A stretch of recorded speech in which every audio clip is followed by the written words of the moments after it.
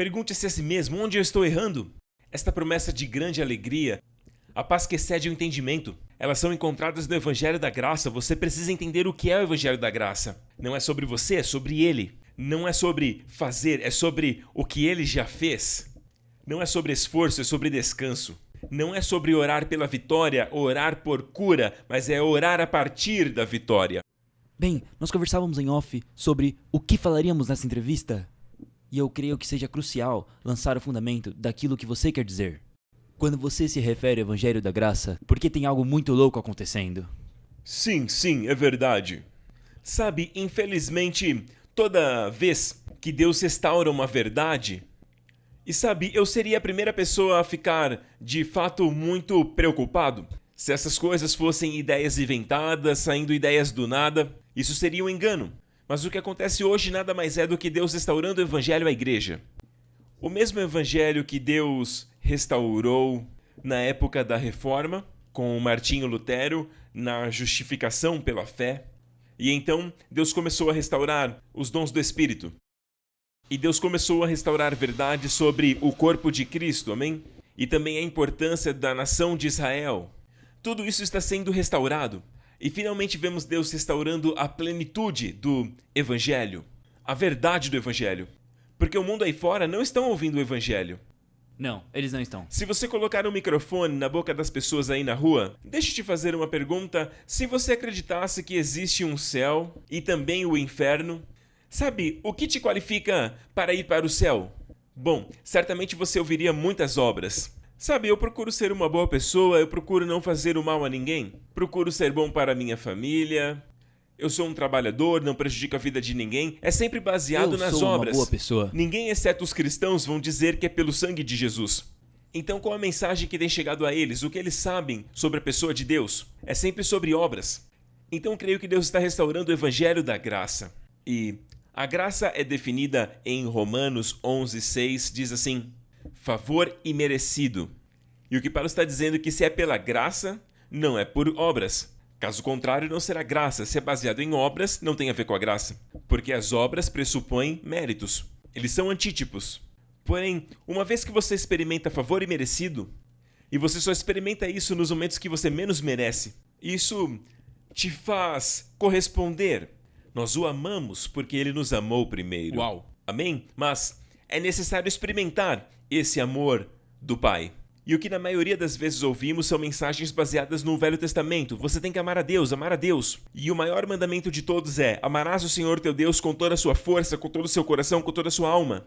O próprio Jesus disse que esse é o maior de todos os mandamentos. Mas alguém tem feito isso? Não. Até Davi, um homem segundo o coração de Deus, falhou feio.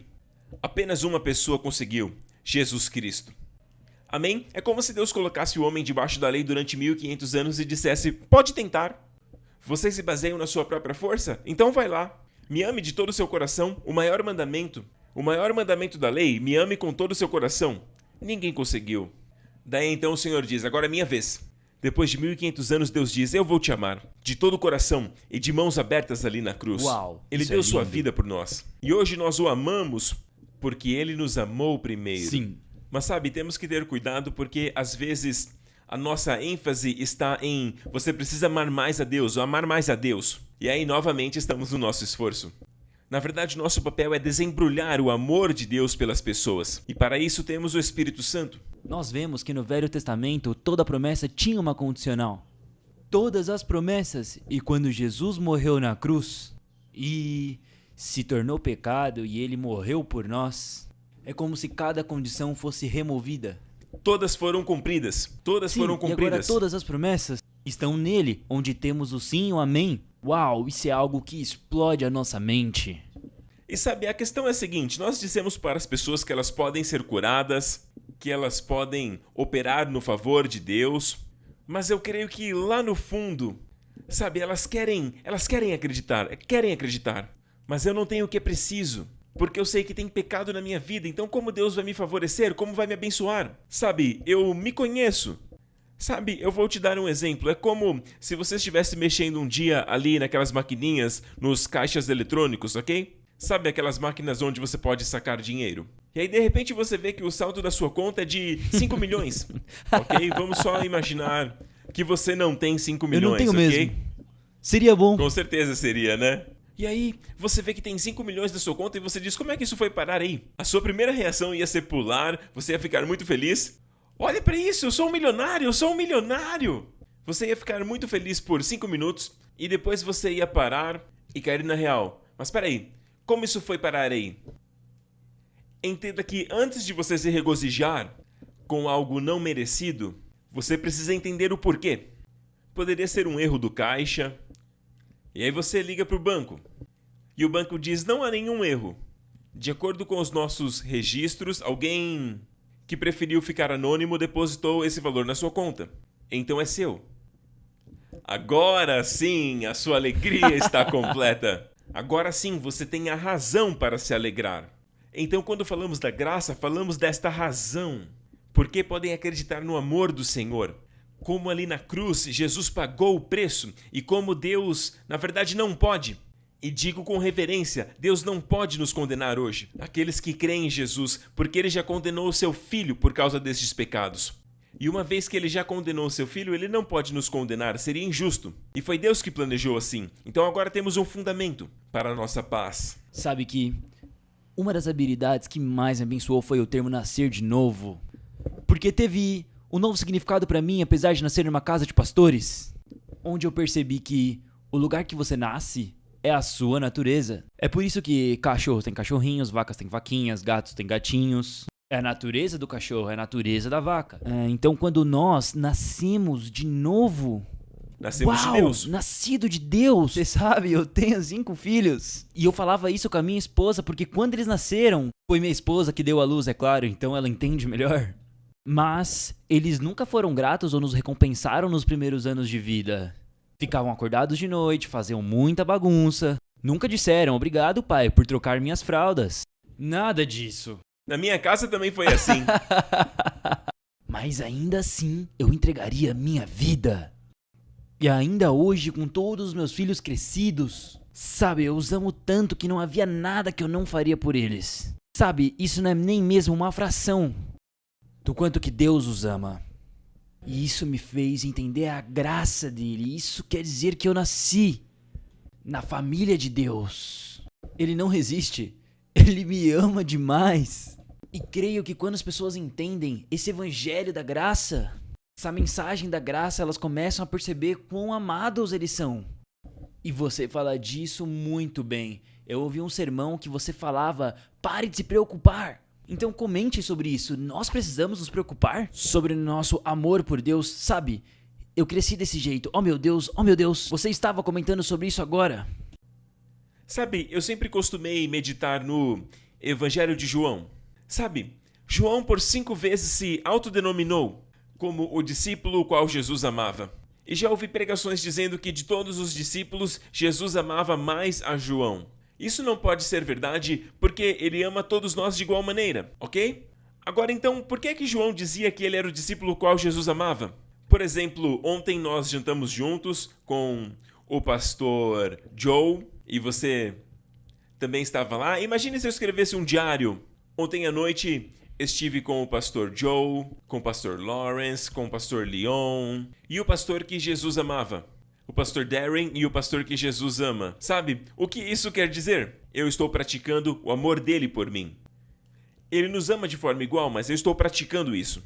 E naquela última ceia havia outro discípulo ali, que se orgulhava do seu amor pelo Senhor. Este era Pedro. O seu nome significa pedra, ele representa a lei. E eu imagino que ele deve ter apontado para todos os discípulos dizendo, se todas essas pessoas aqui te abandonarem, mas eu nunca. Onde quer que o Senhor for, eu irei, e eu posso morrer pelo Senhor. E Jesus respondeu, antes do galo cantar, esta manhã você vai me negar 3 vezes. De jeito nenhum. Ele representa os crentes que se orgulham do seu amor pelo Senhor. Enquanto João, sendo mais jovem, ele estava à direita de Jesus, e aí ele se inclinou. Na verdade, o costume dos israelitas naquela época era de se inclinar na mesa. E ele se reclinou para trás em Jesus. E esse gesto expressa que eu sou o discípulo que Jesus ama. Sim. Eu não dependo do meu amor por ele, eu dependo do amor dele por mim. Ele deitou no peito de Jesus. Em essência, ele está dizendo: eu sou o discípulo que Jesus ama. E a propósito, o nome de João significa graça, Yohanan, a graça de Deus. E Pedro significa pedra. E Pedro dizia: eu sou aquele que ama o Senhor. E João disse: eu sou aquele que Jesus ama. E quando aquela noite estava terminando e o dia estava amanhecendo, onde estava o discípulo que se orgulhava do seu amor pelo Senhor? Derramando lágrimas de arrependimento por ter negado Jesus 3 vezes. Ele não queria. Ele de fato amava o Senhor, mas ele acabou no fracasso e em vergonha. Enquanto o discípulo que se orgulhava do amor do Senhor por ele era o único que ficou aos pés da cruz. Uau! E ele pôde servir ao Senhor. Jesus disse para ele: cuide da minha mãe. Sim. João, cuide da minha mãe. E ele também foi o primeiro discípulo a reconhecer Jesus 2 semanas depois de ter ressuscitado, ali no mar da Galileia. O Senhor andava por ali e perguntou: vocês pegaram algo? Não, trabalhamos a noite toda e não pegamos nada. Jogue as redes do outro lado. E eles pegaram muitos peixes. A Bíblia não diz João, a Bíblia diz: o discípulo que Jesus amava o olhou e disse: é o Senhor. Quando você confia no amor do Senhor por você, isso te dá uma rápida percepção. Te torna alguém disponível ali nos pés da cruz. E onde é que está aquele que se orgulhava do seu amor? Ele falhou. E eu creio que isso ilustra muito bem que quando você está debaixo da lei, você ama o Senhor de todo o seu coração, mas ninguém consegue fazer isso. Já na graça, é Deus quem nos ama. Então o nosso foco deve estar no amor dele. O seu amor por mim. Exato. Eu costumo dizer assim, que aquele que é melhor amado, também ama melhor. Aqueles que sabem que são amados, eles amam. Existe um hino antigo que eu gosto muito que diz que nós o amamos porque ele nos amou primeiro. Nós amamos a ele e amamos uns aos outros. Amamos a nossa família porque ele nos amou. E sabe, é isso que está faltando. A mensagem não está totalmente clara, sabe? Ela é um pouco ambígua. Nós dizemos: você tem que amar a Deus, você tem que amá-lo. E as pessoas ficam ali, sabe? Eu fui pastor de jovens durante alguns anos e eu pregava: você tem que amar a Deus. E enquanto isso, no meu interior, eu dizia: como eu faço isso? Nós nunca o amamos como deveríamos, mas eu de fato amo a Deus e hoje amo mais do que nunca. Mais do que nunca. O que é interessante sobre isso que você acabou de falar é que os psicólogos cristãos dizem que de onde alguém obtém um senso de significado, um senso de importância, um senso de valor, isso vai determinar a qualidade da sua vida. Então, se meu senso de significado vem do meu trabalho, isso será meu foco. Se meu senso de significado vem da minha aparência, aí eu vou ter um problema, porque o efeito da gravidade afeta todos nós, sabe? Agora, se meu senso de significado vem do quão amado eu sou, isso se torna a maior segurança que alguém pode ter, ou pode sentir. Saber que Deus me ama, e é daí que vem o meu valor. E todo o resto acontece como consequência desse amor de Deus. E sabe, essa é a verdadeira humildade. Nós falamos sobre humildade e orgulho no corpo de Cristo e como isso funciona. Sabe, a Bíblia diz que o Senhor Jesus lavou os pés dos discípulos. Essa é a atitude mais humilde que alguém pode ter. Mas veja o que o versículo diz. Antes de dizer que ele lavou os pés, diz que Jesus, no livro de João, diz que Jesus, sabendo que ele iria para o Pai e que tinha vindo do Pai, sabendo que tudo pertencia a ele, tudo estava em suas mãos, ele se abaixou e lavou os pés deles. Então somente uma pessoa segura pode ser humilde, que as pessoas orgulhosas são orgulhosas porque elas são na verdade inseguras. E um dos maiores problemas que nós enfrentamos hoje é de uma liderança cristã insegura. Sim, eu concordo. Porque se somos pessoas seguras, nós servimos. O ditado diz que aqueles que agem com superioridade é porque se sentem inferiores. E quando somamos tudo isso, faz muito sentido o que você disse, é verdade. Se você tem de fato essa segurança que Jesus te ama, aí nada mais importa. De fato não importa. Você pode até me amar, seria bom, mas ele me ama. E é isso que importa. Israel disse para Deus no pé do Monte Sinai, e até aquele momento não havia lei. Quando Deus os tirou da terra do Egito, ele não deu nenhuma lei. Quando atravessaram o Mar Vermelho, não havia lei, mas no pé do Monte Sinai eles se orgulharam. Aquilo foi de fato um orgulho. Eles disseram em hebraico. It says, Kol asher diber Adonai na'aseh. Na'aseh é uma palavra muito afirmativa que diz que tudo que o Senhor disser. E eles nem tinham ouvido. Mas tudo que o Senhor disser, nós damos conta.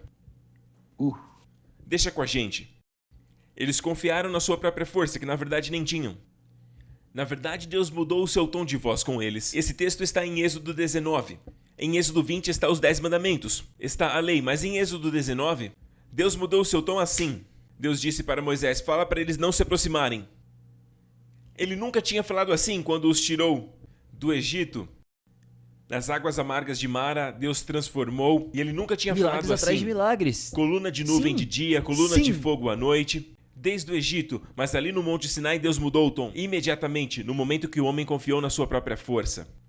Em essência, eles estavam dizendo, nós sabemos que o Senhor tem nos abençoado, baseado na aliança com Abraão, nosso pai, da qual não merecemos, então é favor imerecido. O Senhor abriu o mar como um favor imerecido, nos tirou do Egito como um favor imerecido, transformou as águas de Mara, o maná e tudo mais, tudo por conta do teu favor. Mas Deus, a partir de agora, nos abençoe baseado na nossa bondade. Nos abençoe baseado na nossa obediência. Nos abençoe de acordo com o quão fiel nós somos. Sabemos que nos abençoa porque Tu és fiel. Sabemos que é fiel a aliança com Abraão. Nós sabemos que o Senhor nos abençoa por conta da graça, mas a partir de agora, por favor, nos abençoe. Orgulho.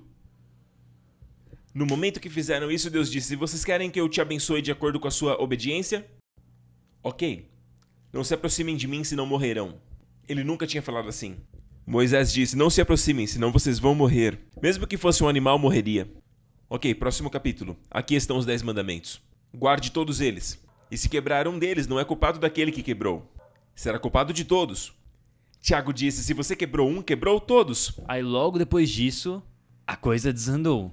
Foi radical. E eles cometeram o mesmo pecado. Quando atravessaram o Mar Vermelho, eles murmuraram.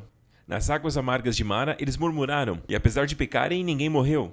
É verdade. Mas depois disso, eles murmuraram e caíram mortos. Quando eles reclamaram, caíram mortos. Agora, você prefere estar debaixo do quê? Da graça ou da lei? Sim. Sabe, durante 1500 anos o povo esteve debaixo da lei. E a lição não foi aprendida. E voltando a falar sobre as obras da carne, até mesmo hoje em Gálatas para os crentes, Paulo disse assim, as obras da carne são embriaguez, inveja, ciúmes, discórdia, adultério. Paulo chama de obras da carne, porém o fruto do Espírito. Veja que não são as obras do Espírito. Então, qual é a diferença? Obra é o resultado de esforço, fruto é resultado de vida. E durante 5 capítulos, Paulo fala sobre a lei e a graça. No livro de Gálatas, graça e lei, porque os Gálatas tinham voltado para a lei.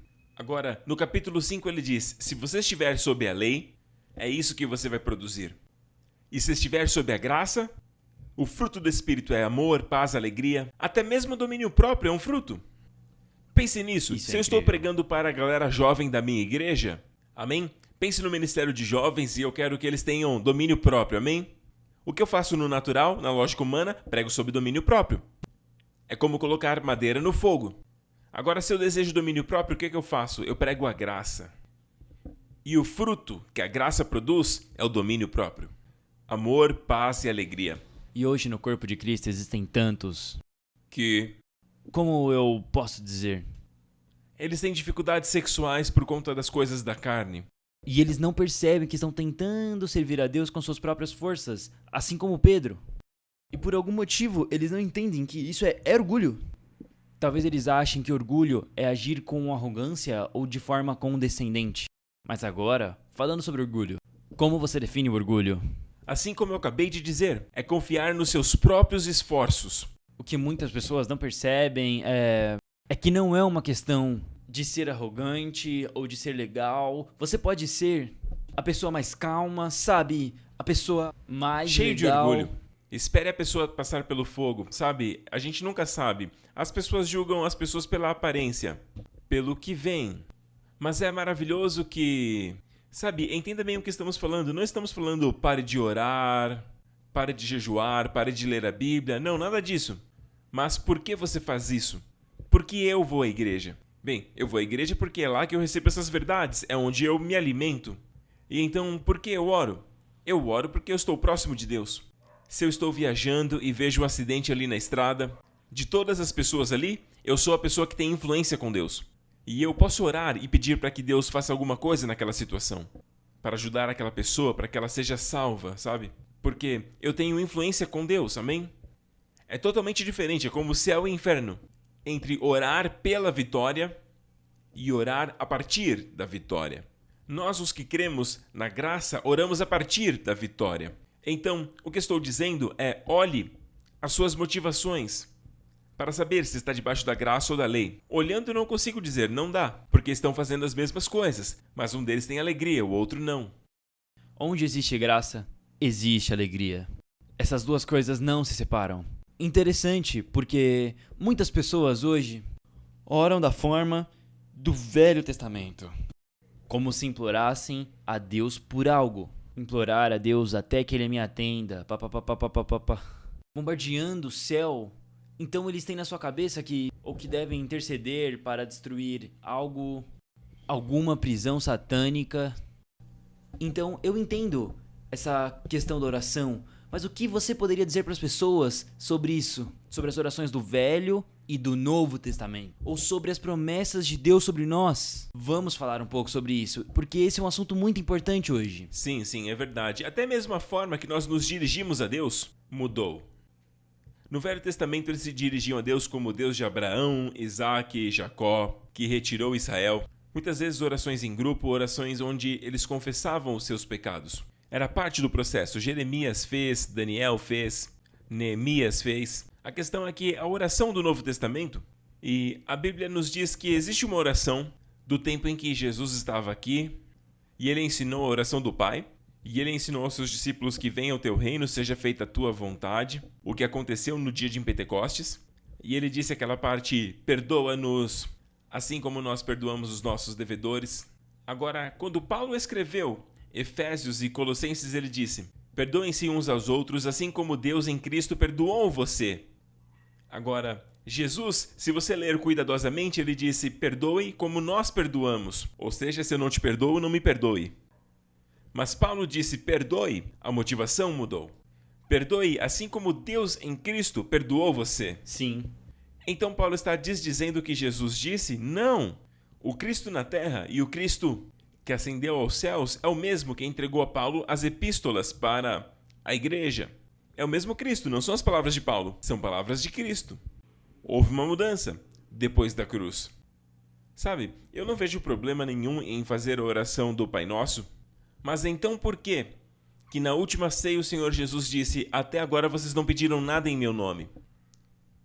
Mas ele já tinha ensinado eles a orarem a oração do Pai Nosso. Eu creio que eles oraram todos os dias, desde quando aprenderam. Ainda assim, na última ceia, antes de ser crucificado, até agora vocês não pediram nada em meu nome.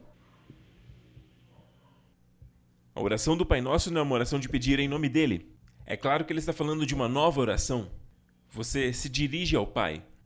No Velho Testamento, eles não tinham esse espírito de paternidade, Abba, Pai.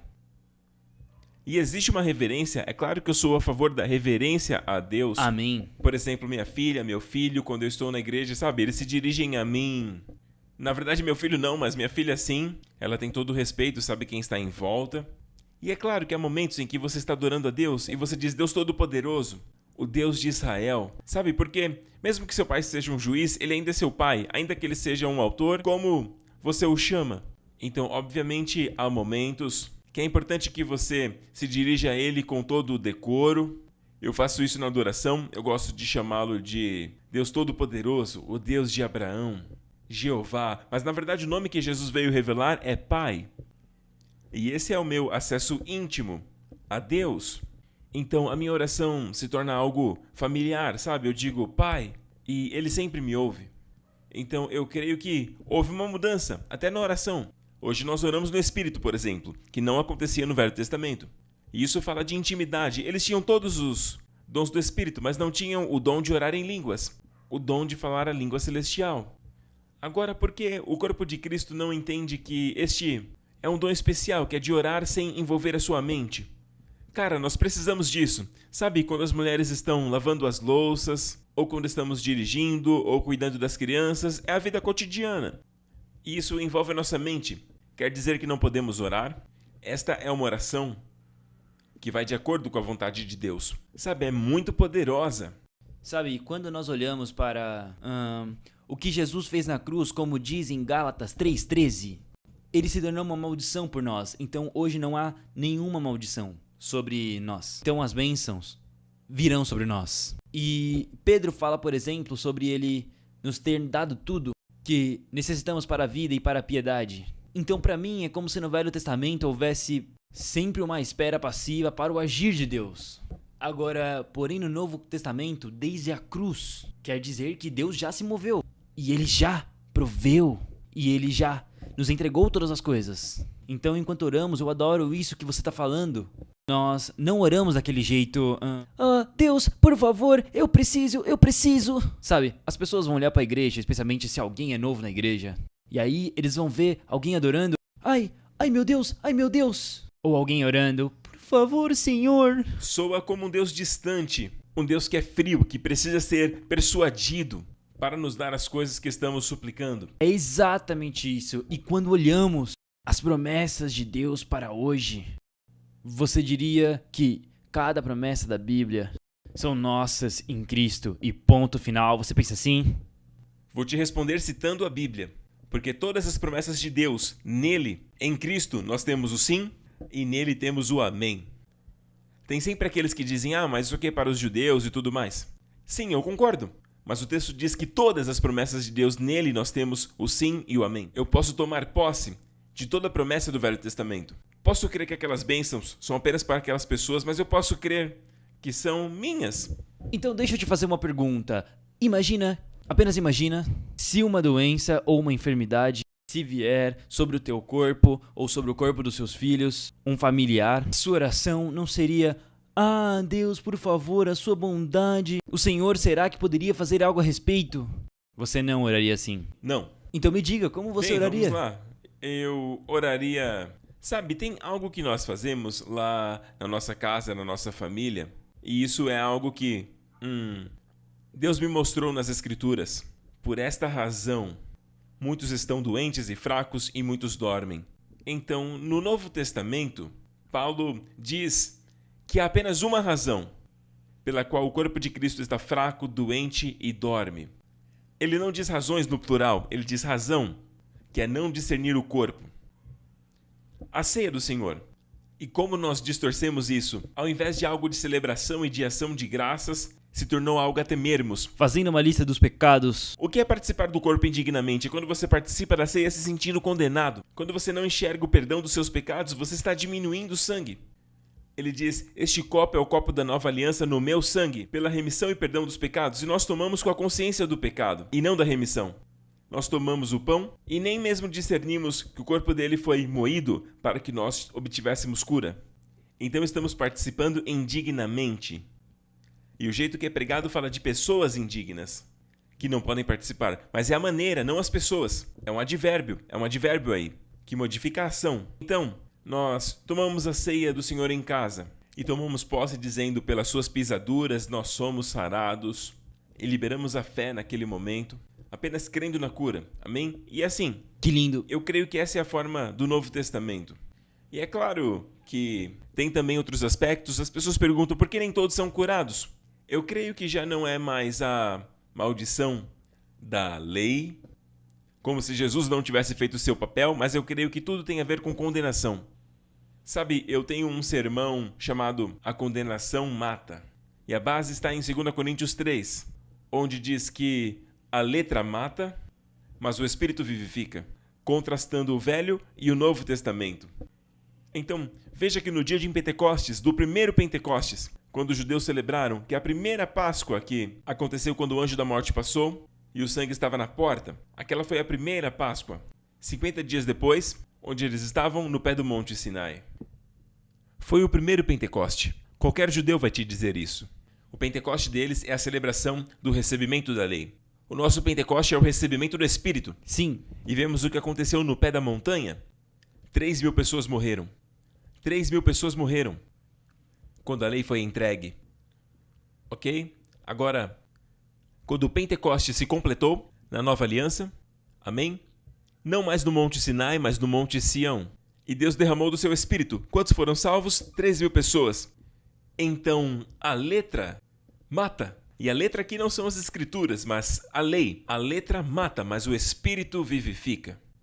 E comecei a estudar a letra que mata, e Deus me disse no começo do capítulo 3 de 2 Coríntios, e fala do ministério da condenação e o ministério da justiça.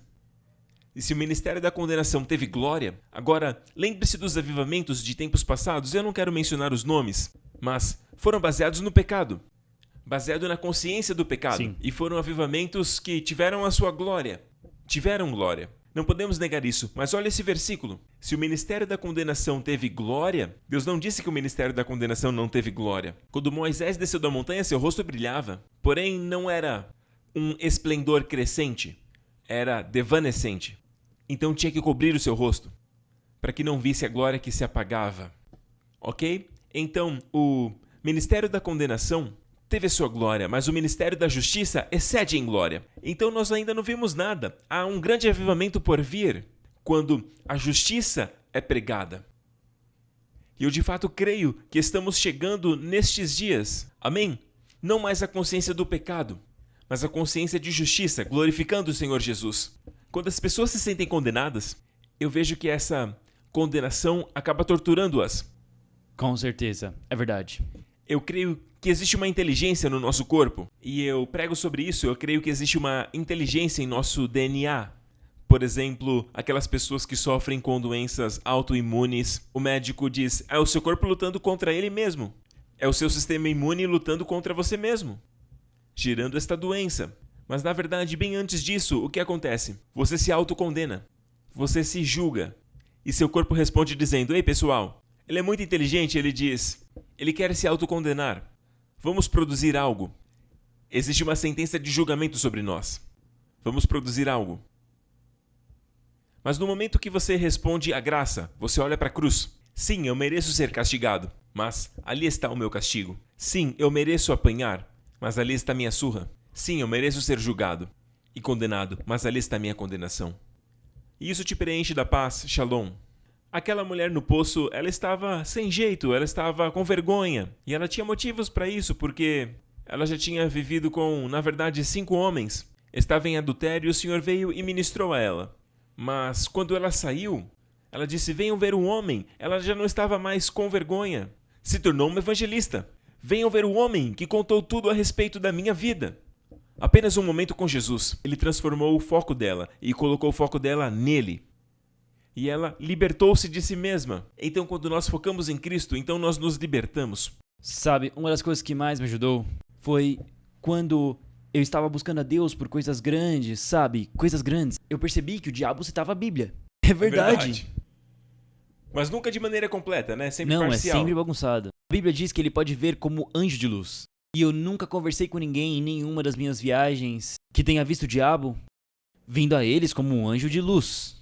Mas quando eu olho para esse versículo, anjo de luz, a palavra diz que a Bíblia é lâmpada para os meus pés e luz para o meu caminho. Daí então eu descobri que toda vez que eu caminhava em direção a algo grande que Deus estava me dirigindo, a uma nova área, novas organizações ou até o programa de TV e tudo que o Senhor estava fazendo conosco, o inimigo se levantava contra nós e fazia com que eu mesmo focasse em mim mesmo. Até mesmo usando a palavra, eu conheço muita gente que até de fato entrarem na palavra e começarem a ter um entendimento de como a graça, porque nos mesmos versículos que eu vejo a graça de Deus, eles veem a lei. Sim, exatamente. E aí eu digo, como é que você conseguiu ver isso aí? E eu me lembro de conversarmos num outro programa, como Paulo, que foi um dos caras mais treinados da sua época, dentro da lei, no Velho Testamento e nos textos de Moisés.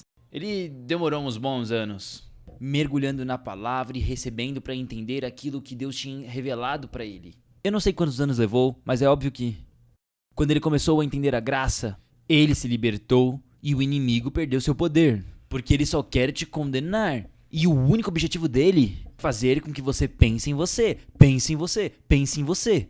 Mas quando você se volta para Cristo, para aquilo que ele fez, o milagre é seu. Sim, sim. Isso é muito real. Nós falamos de milagres e sobre o poder miraculoso.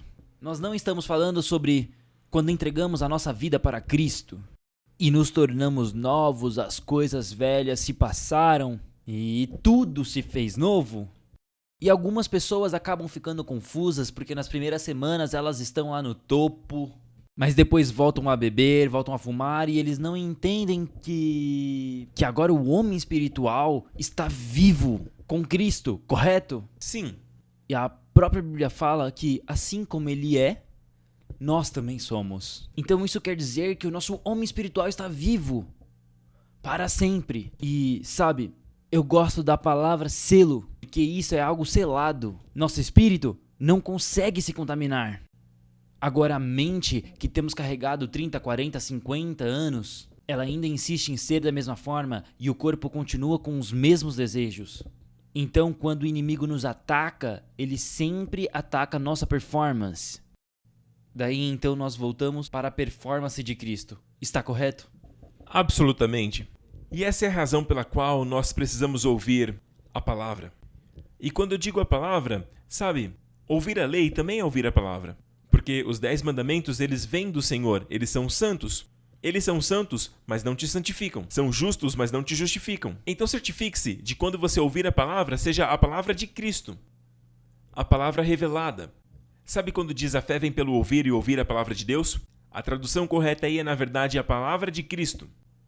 Porque palavra de Deus significa que os 10 mandamentos também são palavra de Deus. Mas eles produzem fé? Não. Então, a palavra de Cristo é uma revelação da palavra sobre o que a palavra revela sobre Cristo. Mesmo no Velho Testamento está ali escondido segredos do Cristo. Quando você traz à tona, aí se torna a palavra de Cristo. Se torna vida para as pessoas. Então a fé vem pelo ouvir a palavra de Cristo. Isso é maravilhoso. Não é só a palavra de Deus. Não. Sabe, algo sobre as pessoas é que todos nós somos parecidos. Nós temos uma propensão ao legalismo. Todos nós, inclusive eu. É algo enraizado em nós. Sabe, nós podemos ouvir 10 sermões todo domingo sobre a graça.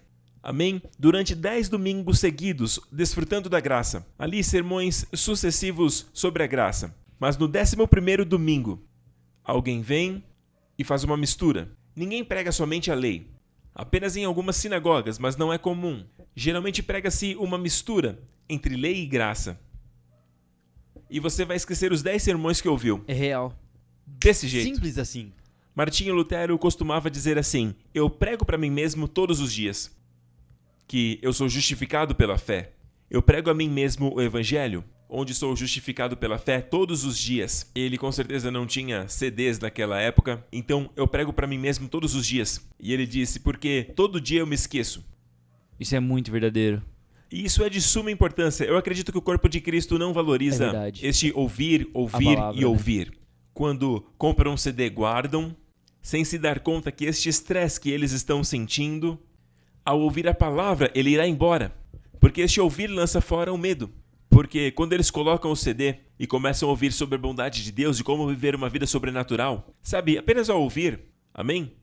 Lá no final, onde é que está o estresse? Onde é que está o medo? Eu me sinto bem, me sinto livre. É assim que o corpo de Cristo deve ser. Eu creio que precisamos ouvir muito nestes dias. Dia e noite. Antigamente tínhamos as fitas cassete. Hoje temos CD, a internet, mas, por favor, ouça. No seu MP3, permaneça ouvindo. Quando eu era mais jovem, li a palavra, mas eu só conseguia enxergar o que eu tinha que fazer. Sabe, eu me lembro de orar, e eu ia orar. E você orava para que a palavra se revelasse a você. Sim, exatamente, eu orava e falava: Senhor, como é que eu fico livre? Livre disso? E eu achava que era o Espírito Santo que me mostrava tudo o que eu havia feito de errado. Ah, você não foi bom o suficiente aqui, você falou duramente aqui, você falhou aqui, eu não deveria ter feito isso. E eu não desfrutava da palavra, eu não desfrutava da oração, porque ambos me faziam sentir como alguém que estava errado. E foi assim até que eu verdadeiramente conheci o Evangelho e a graça de Deus, as boas notícias, e foi aí que alguma coisa girou a minha cabeça. Eu entendi que foi Jesus que fez por mim, então eu estou qualificado. E a justificação é um presente, e aí eu comecei a entender a sua graça e tenho cada vez mais prazer na palavra. Sabe, eu vou até os lugares mais bonitos do mundo e eu entro no meu hotel, no quarto, e apenas leio a palavra. Leio numa cafeteria e quanto mais eu leio, mais eu gosto. Mais feliz, mais amado, mais alegre eu me sinto. E quando eu oro, eu vejo o Espírito Santo agindo, dizendo que me ama, que Ele cuida de mim, que Ele se importa comigo. Agora, se não fizermos essa transição da lei, então para a graça, a Bíblia vai ser algo que vai te acusar. Sim, sim. E isso é tão sutil, sabe? Eu amo pregar sobre aquela passagem sobre os discípulos de Emaús. No exato dia que Jesus ressuscitou dos mortos, ele apareceu para 2 na estrada de Emaús, 2 pessoas voltando para Emaús. E a Bíblia diz que eles conversavam e estavam tristes. E aí o Senhor se aproximou. Mas o Senhor fechou os olhos deles, para que não reconhecessem. E eu perguntei, Senhor, mas por quê? Por que fechou os olhos deles para não te verem? Não seria legal se vissem as suas marcas? Ei, pessoal, eu estou vivo, eu estou aqui. Eu faria. Com certeza. Eu com certeza faria isso. Mas por que o Senhor fechou os olhos? E ele me respondeu. Porém, antes disso, ele disse, o que aconteceu? Por que vocês estão tão desapontados? Você é estrangeiro, você não ouviu o que aconteceu nestes últimos dias? E eles começaram a falar sobre Jesus, da forma que ele morreu. E eles pensavam que Jesus iria resgatar Israel. A mente deles estava em Israel, não em Jesus. Jesus era um meio para um fim. O foco central era Israel. Achávamos que era ele que redimiria a Israel. Aí Jesus mostrou ele como o foco central. E ele disse, como vocês demoram e custam a entender? Você concorda, Leon, que temos no corpo de Cristo esses 2 problemas? Uma lentidão para crer. Sabe, Sim. ou nós sabemos, ou nós somos ignorantes e não sabemos. Mas quando sabemos, somos lentos para crer naquilo que sabemos. E o que ele fez? Ele começou nos 5 primeiros livros de Moisés.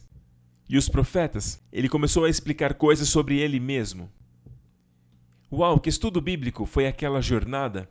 Os primeiros 5 livros ele começou a explicar aquilo que era concernente a ele mesmo, não sobre o que fazer. E depois disseram que seu coração queimava.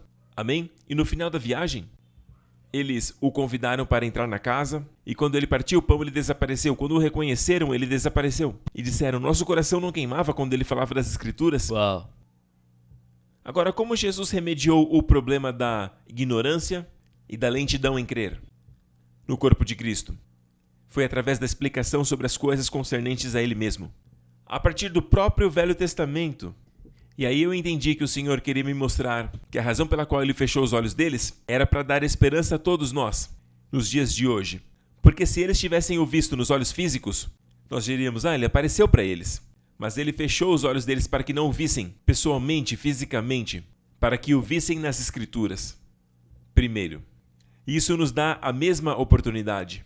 Podemos vê-lo nas Escrituras todos os dias. Sim. Então esta coisa de ver a Bíblia como um livro sobre o que fazer e não sobre ele, como nós somos transformados? Aprendendo o que fazer? Não. Nós, como rosto descobertos, contemplamos a glória do Senhor. Então somos transformados à mesma imagem, de glória em glória. E quem faz isso é o nosso esforço? Não, pelo Espírito de Deus. Então, enquanto pregadores, precisamos revelar a glória da graça de Deus nos púlpitos. E que ao contemplar as pessoas sejam transformadas pelo Espírito Santo. Agora, a maior parte dos ensinos é sobre o que fazer, o que fazer, o que fazer. É fácil pregar isso. São 5 passos, 3 passos, 10 passos, é fácil. Uau, que unção dobrada. Nosso tempo está quase acabando. Só temos mais 2 minutos agora. Que alegria nós podermos sentar e falar da sua graça. Se tem alguém assistindo hoje e está se sentindo sobrecarregado e está difícil permanecer na igreja e está difícil fazer a vontade do Senhor, então de fato não conhecem a graça do Senhor. Não, por quê? Seu coração vai começar a queimar, você vai rir de novo e você terá muita alegria quando vê o que ele já fez. E você comentou comigo um dia desses que as pessoas de fato não conhecem o poder do sangue do Senhor Jesus Cristo. E quando você vai para a cruz, Paulo falava o tempo todo, a cruz, a cruz, a cruz, a cruz. Porque foi o que Jesus fez na cruz. E sabe, a gente vê apenas o perdão dos pecados, mas tem muito mais do que isso. Existe ali uma nova vida na sua graça, que flui em nossas vidas. Então, como a última palavra, o que você diria? Como um pensamento final sobre a graça do Senhor Jesus Cristo? Primeiramente, eu gostaria de dizer que não estamos ensinando para as pessoas que não existe inferno. Não estamos ensinando às pessoas que todos são salvos automaticamente. Muito cuidado com esses estudos da pseudo-graça. Mas, de fato, pergunte-se a si mesmo. Eu estou verdadeiramente vivendo a vida abundante que o Senhor prometeu? Em João 10, quando Jesus diz, eu vim para que tenham vida, e se não estiver, pergunte-se a si mesmo, onde estou errando? Esta promessa de uma alegria abundante, a paz que excede o entendimento, é encontrado no Evangelho da Graça. Precisamos entender o que é este Evangelho da Graça. E não é sobre você, é sobre Ele. E também não é sobre fazer, é sobre o que Ele já fez. Não é sobre esforço, é sobre descanso. não é sobre orar pela vitória ou orar pela cura, é sobre orar a partir da vitória.